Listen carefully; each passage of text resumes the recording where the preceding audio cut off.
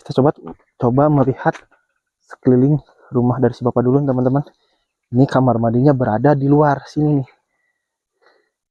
Nah, sekelilingnya itu merupakan area perkebunan. Ini benar-benar berada di area hutan, teman-teman. Sungguh pemberani sekali nih, bisa atau berani tinggal di tempat kayak gini. Dan alasannya kenapa bisa memilih tinggal di tempat kayak gini.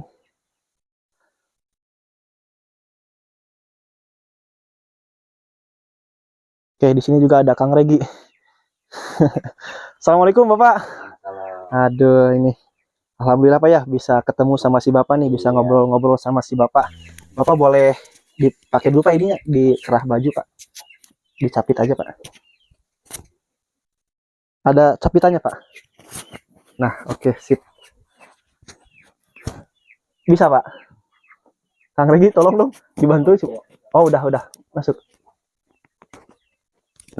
Udah.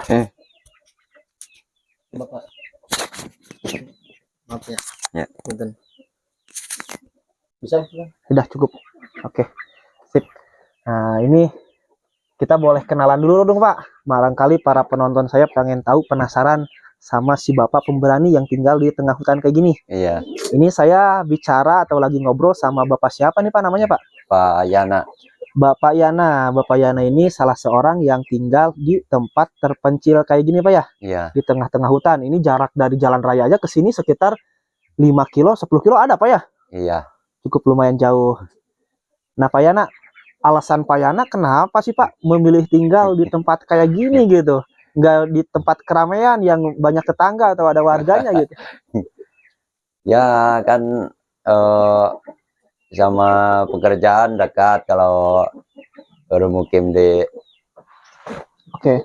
Mukim di mana? Di hutan kayak gini? Ya di hutan gini. Jadi emang pekerjaan Pak Yana apa, Pak Yana? Ya tani serabutan lah. Serabutan. Iya. Melihara pohon cengkeh juga Pak Yana? Cengkeh, nanam jagung. Oh, lumayan kalau sambil nanam pohon cengkeh ya, Pak ya. Kalau Iya. Panennya lumayan besar gitu. Itu punya sendiri atau punya orang lain, Pak? Punya sendiri. Wow, apalagi punya sendiri nih. Fantastis. Walaupun 1 tahun sekali, tapi Iya. sekali panen itu lumayan uangnya Pak Yana ya. Pak Yana, kalau boleh tahu nih Pak Yana ya, karena kan kebanyakan orang Sunda khususnya, orang Indonesia banyak yang bilang, kok bisa sih, berani sih tinggal di tempat terpencil, jauh kemana-mana, jauh dari pemukiman.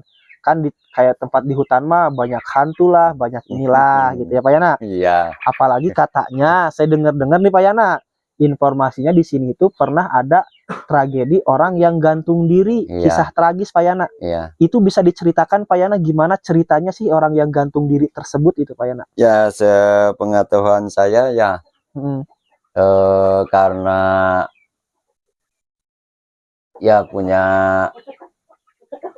pacar, kan itu pacarnya udah punya suami, gak diridoi sama orang tuanya. Gak diridoi. Iya. Jadi terus ya melakukan gantung diri. Mati konyol ya Pak ya? Iya, mati konyol. Jadi seolah-olah itu cinta terlarang. Cinta terlarang. Mencintai seorang perempuan yang sudah punya suami. Ya. Tapi perempuannya cinta nggak kepada laki-laki tersebut ya Pak? Iya, sama-sama cinta. Oh, jadi menjalin perselingkuhan ya Pak? Cinta terlarang. Pas mau dinikahin gak diridoi. Karena masih punya suami. Keluarganya nggak setuju. Iya. Karena punya suami dan laki-laki tersebut memilih mati konyol ya Pak ya? Iya. Dengan gantung diri. Kalau istrinya gimana? Cerai sama suaminya enggak Pak? Enggak, karena suaminya nggak tahu atau sampai gimana? Sekarang juga enggak. Kan suaminya merantau ke kota. Oh, jadi sering ditinggalin. Iya. Jadi ini mah waspada nih kepada para yang punya istri yang sering ditinggal merantau, hati-hati nanti istrinya selingkuh. Iya. Tapi perselingkuhan ini ya bukan yang gantung dirinya, bukan suaminya karena diselingkuhin, frustasi ini mah malah pacarnya. Karena nggak bisa nikah. Terus itu gimana lagi Pak ceritanya Pak? Ya sepengetahuan saya segitu. Cuman segitu yang tahunya. Nggak tahu sampai mana. Terus itu yang mati konyol karena nggak dibawa Agustusan gimana tuh Pak ceritanya tuh? Itu ceritanya sampai ke ya kan lakinya ke Wado. Ke Wado. Iya, arak-arakan Agustus. Dan istrinya nggak diajak gitu. Nggak dibawa. Nggak dibawa.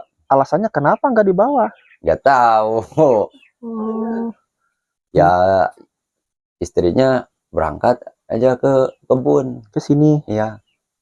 Terus melakukannya mati konyol gantung diri. Gantung diri ini lokasinya katanya sekitaran di area belakang rumah Bapak ya, sekitar rumah Bapak iya, ya? Sekitar sini. Sekitar sini. Blokan sini, iya. Blokan sini lokasinya. Iya. Nah, itu pas ketemunya mayatnya jam berapa, Pak? Sekitar jam 3. Jam 3 sore. Iya. Itu udah punya anak yang itunya? Udah punya cucu. Oh, udah lumayan. Iya. Mati konyol hanya nggak dibawa karnaval Agustusan. Iya. Nggak dibawa arak-arakan sama suaminya ditinggalin. Arak-arakan ya. Datang ke sini, gantung dirinya di pohon cengkeh atau di pohon mana, Pak? Di tangga jengkol. Oh, di pohon yang di belakang. Iya. Itu pernah nggak, Pak? Mohon maaf, ada yang terjadi kejadian itu pas ada yang gantung diri tersebut, ada ke Bapak lah, ada gimana atau gimana istilahnya kan, kalau yang gantung diri mah kalau di dalam bahasa Sunda maut baseuh cenapanya, iya. Sok gentayangan, iya. Suka gentayangan atau gimana, itu pernah nggak, Pak? Pernah ada. Gimana tuh, Pak? Di jalan-jalan gitu. Sepanjang jalan ini. Iya. Seperti ada pohon di unek-unek gitulah. Oh, digoyang-goyang. Iya, digoyang-goyang. Berarti pas waktu kejadian ada yang orang yang gantung diri mah nggak berani ada orang yang lewat ke sini? Iya, enggak. Selain Bapak mah? Iya. Wah, Bapak mah hebat. Berarti pemberani apa ya? Itu kalau kata-kata orang, Pak, gimana? Ada pernah lihat apa? Misalkan orang yang lewat sini karena ada tragedi gantung diri tersebut. Wah, saya sepengetahuan Bapak nggak ada apa-apa. Orang-orang lain nggak ada yang cerita ke Bapak? Iya, Pak, nggak ada yang ini, cerita, ada itu. Iya.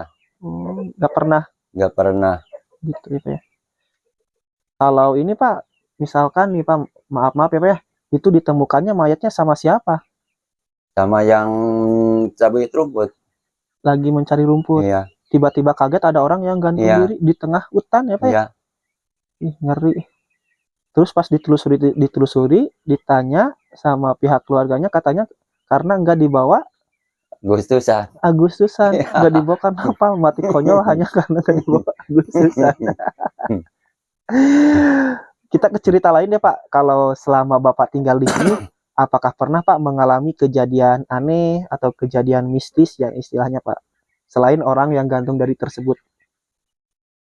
Ya, paling ketemu sama ular. Ular apa maksudnya? Ya, ular ya. Ular yang besar gitu. Besarnya sebesar apa, Pak, contohnya? Paling sekitar 6 kiloan lah. Panjangnya atau tinggi? Panjangnya sekitar 4 meter. 4 meter? Iya. Besarnya berarti besar banget ya, Pak? Iya. Itu orai siluman? Enggak, orai biasa. Ular jadi-jadian atau apa, Pak? Enggak, orai biasa, orai liar gitu. Berarti kalau di sini masih banyak binatang buas? Masih banyak, ya. Kalau harimau gimana ada, Pak? Harimau nggak ada, tapi ada harimau jadi-jadian. Harimau jadi-jadian maksudnya gimana, Pak? Harimau jadi-jadian kan harimau misteri gitu. Seperti yang menjadikan nenek-nenek. Kalau musim hujan lah. Kalau musim hujan gimana? Iya, kalau musim hujan kan nggak layak ada nenek-nenek di hutan sekitar jam 6-an.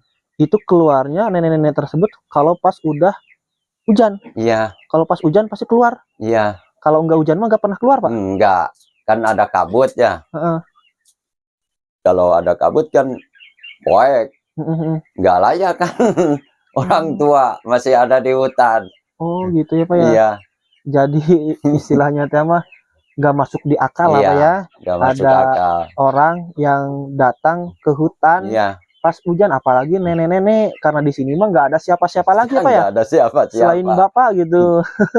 Kan kalau dilihat suka hilang kan. Suka hilang. Iya.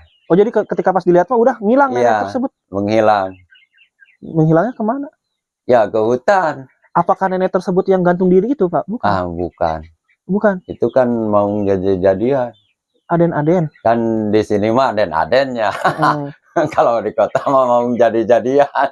Mau jadi-jadian. Iya. Oh, ngeri ya Pak ya? Iya. Selain itu Pak, misalkan nih saat tengah malam mendengar suara aneh, suara apa gitu? Cuma suara ular aja. Suara ular aja. Iya. Suara ular. Kan harimau nggak ada di sini mah, cuma kera. Kera apa? Kera. Iya, kera, monyet. Kalau monyet mah banyak. Monyet banyak, keliling sini juga banyak. Maksudnya monyet gaib atau gimana? Enggak. Bukan. Bukan monyet gaib. Monyet, ya monyet biasa, monyet hutan gini. Monyet liar. Itu anjing sama kucing. Mau berantem. Kalau itu Pak, misalkan pernah nggak ada yang lihat genderuwo, kuntilanak atau pocong di sekitaran sini? Ya kalau tetangga saya pernah melihat. Tetangga siapa? Emang ada rumah lagi di sini? Ya ada di atas. Cuma ya cuma siang gitu. Oh diisinya jadi istilah bukan rumah atau bukan itu apa? Rumah, saung gitu. Nah, jadi tempat istirahat para petani apa ya? Itu gimana? Kalau di siang bolong gitu, nggak malam adanya. Lihat apa katanya Pak? Iya lihat kan ada katanya ada orang tapi bukan orang, sekilasan gitu. Sekilasan. Iya. Hanya sekedar lewat doang. Sekedar lewat. Oh, gitu. Nggak tahu apa-apanya. Kalau kuntilanak yang kayak gitu Pak? Kalau kuntilanak ya di sini nggak ada. Nggak ada. Iya. Cuman adanya apa aja Pak? Cuman mau jadi-jadian? Mau jadi-jadian, cuma ular lah di sini. Terus ada yang tragedi gantung diri? Iya. Kalau pas awal-awal ada orang yang gantung diri, itu gimana Pak? Di sini suasananya, perasaan Bapak ngeri? Sepi. Sekarang aja juga sepi Pak. Iya. Tapi sepinya meringkah ke. Beda mungkin ya Pak ya? Iya. Nah itu Bapak kalau ke kamar mandi seperti kan hari-hari biasa bedanya. Kan kalau ke kamar mandi nih Pak, Bapak harus keluar. Iya. Itu gimana Pak perasaannya pas ada yang gantung diri tersebut tuh? Ngeri banget enggak? Ngeri. Gis, tolong dong pegangin Gis. Saya mau si Bapak. Bentar. Nah gini aja. Masuk 2 kan, paham ya? Ini yang di bawah aja pegangnya. Nah. Sip. Nah oke. Bapak terima kasih ya Pak ya, atas sama-sama waktunya. Saya diberi kesempatan silaturahmi datang ke rumah Bapak dan juga mau diajak ngobrol, mau bincang-bincang seputar kehidupan Bapak selama tinggal di sini. Nah, teman-teman tadi pengakuan Bapak Yana, katanya di sini tuh pernah ada 2 kisah tragis, yaitu orang yang gantung diri semuanya pada mati konyol. Yang pertama mati konyol gantung diri karena tidak diajak Agustusan, tidak diajak arak-arakan Agustusan atau karnaval Agustus sama suaminya, yang mungkin nggak tahu itu mah nggak mungkin itu benar ya Pak ya, atau ada masalah lain mungkin ya. Nah setelah suaminya berangkat karnaval Agustusan, orang tersebut datang ke hutan ini dan apa ya istilahnya menggantungkan dirinya sendiri ya Pak ya di pohon jengkol. Nah setelah kejadian itu di sini tuh sepi banget, pokoknya mengerikan kata Pak Yana, tidak seperti biasanya. Bahkan Pak Yana seumur hidup dari mulai lahir sampai besar ya Pak ya? Iya. Baru merasa bulu kuduk muringkak itu pas kejadian tersebut ya Pak ya? Mau ke kamar mandi. Terus yang kedua juga sama, ada yang mati konyol karena cinta terlarang. Contohnya misalkan salah seorang pemuda mencintai istri orang lain, ya jelas itu nggak bakal direstui ya. Itu perselingkuhan bisa terjadi karena seling ditinggal suaminya. Jadi untuk para suami nih hati-hati kalau misalkan punya istri, mendingan kalau misalkan kita sering keluar kota atau gimana, bawa aja istrinya, takut selingkuh gitu. Terus juga ada mau gaib katanya Pak ya, mau jadi-jadian atau kajajaden itu sering menampakkan diri ketika Pak Yana mencangkul atau membersihkan area perkebunan. terus ada ularnya cukup besar. Bahkan tetangga Pak Yana, tetangga gubuk istilahnya kan di atas tadi kelihatan kan sama teman-teman ada gubuk kecil tempat peristirahatan para petani. Katanya di sana itu pernah melihat sosok yang mengerikan hanya sepintas, makanya tidak betah tinggal di sini ya Pak ya. Pak Yana, semoga Pak Yana ketika di sini selalu dalam lindungan Allah ya Pak Yana. Tidak ada gangguan dari setan manapun. Terus juga ketika panen cengkehnya panennya melimpah ruah ya Pak Yana. Nah ini Pak Yana ada sedikit nih buat, ini mah buat beli rokok doang Pak Yana. Mohon diterima aja buat beli rokok ini mah. Iya, makasih ya. Jangan dilihat isinya ya Pak Yana ya. Ini hanya buat beli rokok doang. Oke teman-teman, mungkin cukup sekian untuk video kali ini. Sampai ketemu di video berikutnya. Saya Kang Hakim pamit undur diri. Wassalamualaikum warahmatullahi wabarakatuh. Harus manis.